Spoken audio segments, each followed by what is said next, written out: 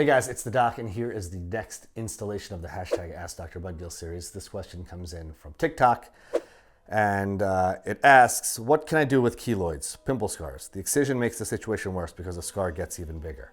Well, that's a really good question, and this last series of posts that I made, or within this last week, was the excision of a very large keloid on the back of one of my wonderful patients' ears, and that keloid had actually been excised in the past, and it came back.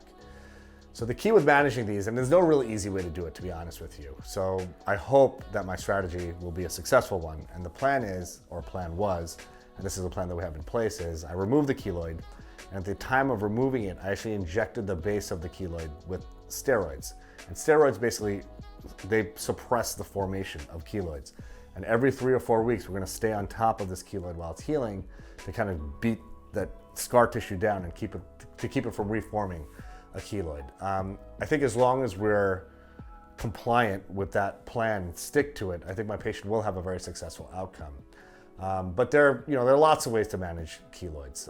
So I do agree, just cutting a keloid off and just letting it do its thing is not gonna work, because that part of the body just wants to form a keloid. You have to have some aftercare and a plan in place for preventing the keloid from reforming.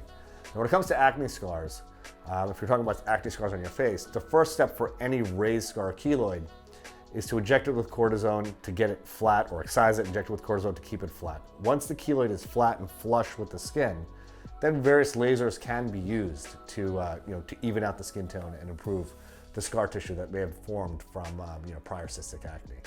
So I hope that answers your question. Obviously the best thing to do is see a board-certified dermatologist, one who has some expertise in treating keloids. And that's all I gotta say about that. Let's get it.